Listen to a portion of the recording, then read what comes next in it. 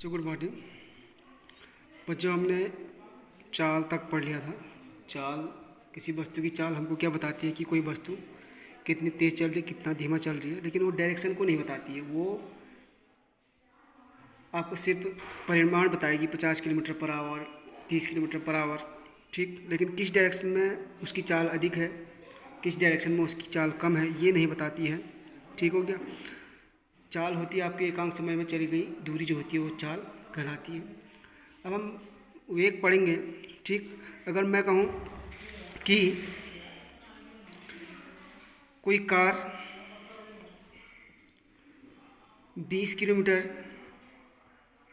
20 kilometre per hour से उत्तर की ओर यानी नॉर्थ की ओर, या फिर 20 किलोमीटर पर आवर से चल रही है। ठीक। यानी मेरा कहने का मतलब है कि अगर कोई कार क्या कर रही है 20 किलोमीटर पर आवर की और नॉर्थ की ओर चल रही है, कहता हूँ, या और 20 किलोमीटर पर आवर की ओर चलता हूँ, तो इसमें डायरेक्शन किस में दी हुई है, इसमें दी हुई है। ठीक है, दोनों चीज़ें एक ही कि, लेकिन मैग्नीट्यूड दोनों का बराबर है, लेकिन एक में क्या बता रहा है, ऊपर वाले में नॉर्थ डायरेक्शन में बता रहा है। ठीक। नॉर्थ डायरेक्शन में वो कार चल रही है। तो फिजिक्स में बहुत ऐसी भौतिक राशि जो क्या करती है, किसी कार की चाल को उसकी डायरेक्शन के साथ भी बताती है। बढ़िया है भैया। उसकी डायरेक्शन के साथ भी बताती है, तो उसको कहते हैं वेग। ठीक है। तो वेग क्या होता है आपका, एकांक समय में किसी निश्चित दिशा में तय की गई दूरी। ठीक है। तो वेग बराबर होता है चाल बराबर वेग बराबर एकांक समय में चली गई दूरी। चली, ये भी लिख सकते हैं निश्चित दिशा में, निश्चित दिशा में चली गई दूरी अपॉन समय। ठीक। अब निश्चित दिशा में चली गई दूरी क्या होती है, आपका विस्थापन होता है। तो क्या हो सकता है, विस्थापन बटे समय। ठीक। क्या कहलाता है आपका, वेग यानी वेलोसिटी कहलाती है। ठीक। किसी वस्तु द्वारा एकांक समय में निश्चित दिशा में चली गई दूरी, या फिर विस्थापन पर यूनिट टाइम, या डिस्प्लेसमेंट पर यूनिट टाइम आपका क्या कहलाता है, वेलोसिटी कहलाती है, वेग कहलाता है। इसमें क्या होता है आपका, परिमाण प्लस दिशा दोनों होती है, इसलिए जो होती है सदिश राशि होती है। आगे राशियाँ हम आगे पढ़ेंगे। ठीक है। सदिश राशि होती है मतलब, अगर मैंने कहा, जैसे अभी मैंने ऊपर ही कहा 50 किलोमीटर पर आवर नॉर्थ की ओर, तो इसमें क्या है, परिमाण भी है, यानी एक आंखिक मान है, दूसरा क्या है, एक यूनिट उसकी दिशा है। तो क्या हो गया आपका, ये आपका परिमाण और दिशा है, तो ये क्या करेगी, सदिश राशि कहलाएगी। ठीक है। वेग में हमेशा क्या होती है, परिमाण और दिशा दोनों होती है। ठीक। तो उसके बाद आता है एक समान वेग, एक समान वेग। ठीक। जैसे हमने एक समान चाल बताया था कि समान समय अंतराल में समान समय अंतराल में चली गई दूरी।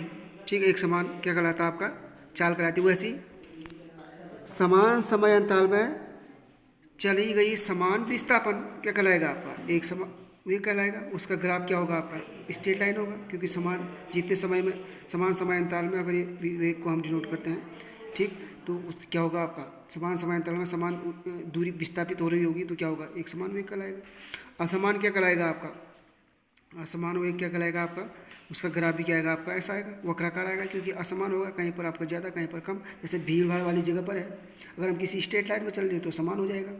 ठीक।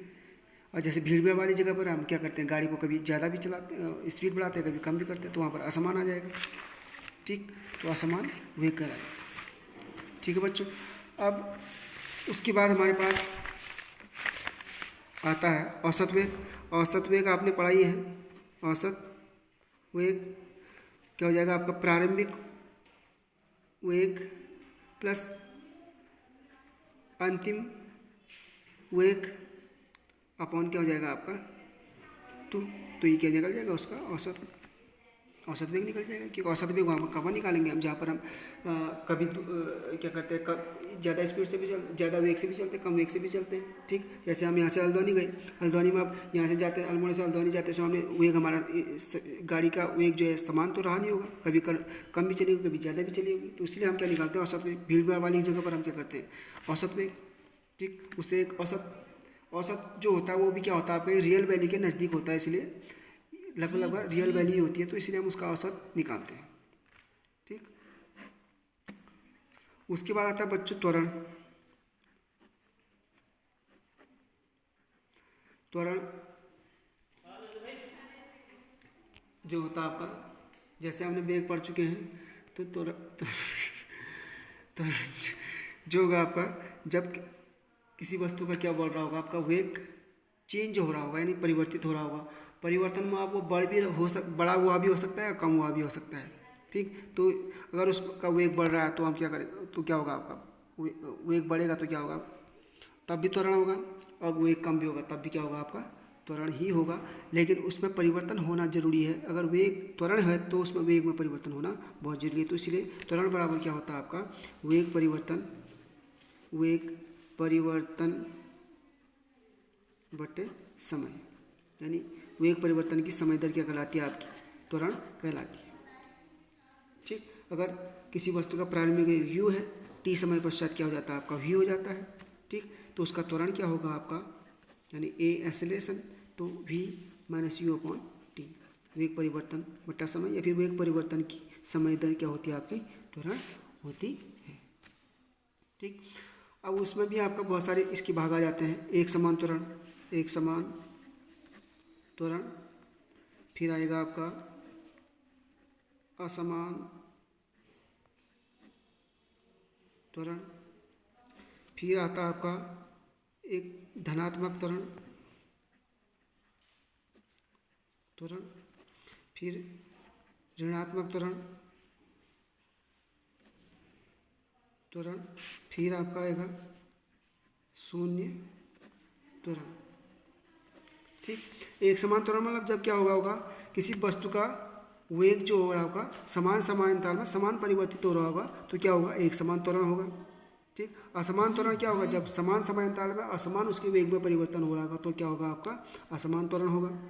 धनात्मक त्वरण क्या होगा आपका, जब क्या होगा, किसी वस्तु का वेग क्या हो रहा होगा, बढ़ रहा होगा, लगातार बढ़ता चला जा रहा होगा, तो उसका क्या होगा, धनात्मक त्वरण होगा।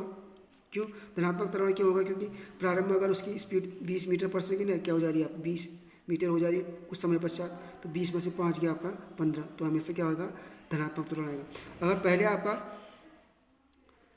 त्वरण ऋणात्मक त्वरण क्या होगा, जब उसका त्वरण क्या हो रहा, वेग क्या हो रहा होगा, घट रहा होगा। जैसे हमारी प्रारंभिक क्या थी, 20 की स्पीड हुई।